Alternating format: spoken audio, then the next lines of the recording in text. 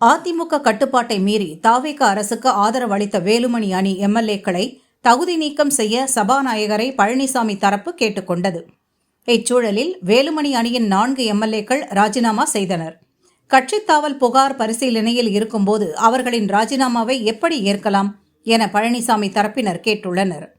இது தொடர்பாக சபாநாயகரிடமும் மனு அளித்தனர்.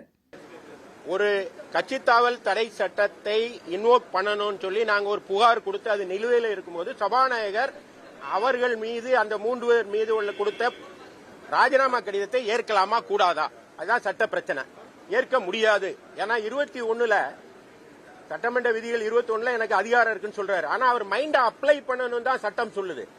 நோட்டிபிகேஷன் எத்தனை மணிக்கு? நேற்று நைட்டு நோட்டிபிகேஷன் வந்த பிறகுதான் அவங்க கட்சியை விட்டு அவங்களுடைய ராஜினாமா ஏற்கப்பட்டதுங்கிறது நாட் மியர்லி மைக்ல பேசுறது ஆகாது. சட்டமன்ற உறுப்பினர் சட்டசபை பேரவைத் தலைவர் அறிவித்தது ஆகாது. நோட்டிபிகேஷன் வரணும். நோட்டிபிகேஷன் வர்றதுக்கு முன்னால மாடிப்படி ஏறி போய் ஒரு அந்த தாவேக்காவுடைய அமைச்சரை சந்திக்கிறாங்க. அந்த அமைச்சர் அவங்களுக்கு சால்வை அணிவிக்கிறார். அதுவே வரவேற்பு தான். கார்டு கொடுக்கறாங்க. அது எல்லா வலைதளங்கள்ல வந்துச்சு. அதுக்கப்புறம் இதை எதிர்ப்பு தெரிஞ்ச உடனே தான் ஃபார்மலா இணைத்தவர்கள் அப்புறம் இணைப்புன்னு ஒரு நாடகத்தை 8 மணிக்கு மேல நடத்துறாங்க. ஆனா அப்பவும் நோட்டிபிகேஷன் வரல.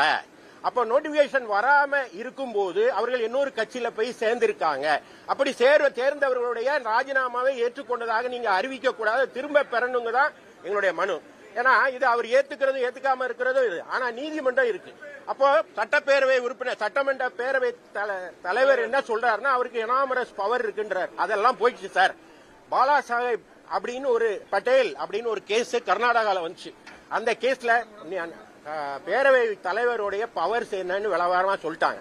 ஆன்டி டிஃபெக்ஷன் லா இருக்கும்போது ரிசைன் பண்றதுங்கிறது சட்டப்பூர்வமானது அல்ல, அது அன்கான்ஸ்டிடியூஷனல். அப்படின்னா நீங்க தவறு பண்ணுவீங்க, உங்க மேல ஆன்டி டிஃபெக்ஷன் லாவை இன்வோக் பண்ண சொல்லி ஒரு கட்சி தலைவர் கொடுத்துருக்காரு.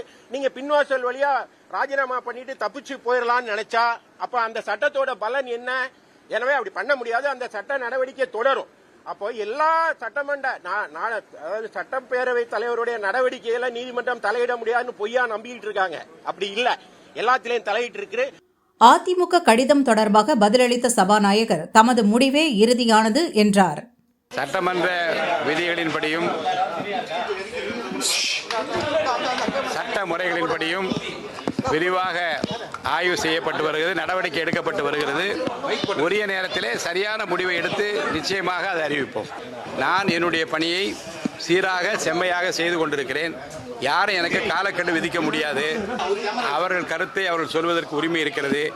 என்னுடைய அதிகாரம் என்ன என்பதை என் சட்ட விதிகள் சொல்லுகிறது, சட்டமன்ற விதிகள் சொல்லுகிறது. அந்த விதிகளுக்கு உட்பட்டு நடக்க நான் கடமைப்பட்டிருக்கிறேன். அந்த நீதிக்கு தான் நான் தலை வணங்குவேன். இன்று காலையில் தான் அவர்கள் மனு அளித்திருக்கிறார்கள். அந்த மனு என்னுடைய ஆய்வில் உள்ளது. அதில் என்ன நடவடிக்கை எடுக்கலாம் என்பதை பற்றி நடவடிக்கை எடுக்கிற போது உங்களுக்கு நான் நிச்சயமாக அறிவிப்பேன். அவர்கள் கருத்தை 3 பக்க மனுவிலே கொடுத்திருக்கிறார்கள்.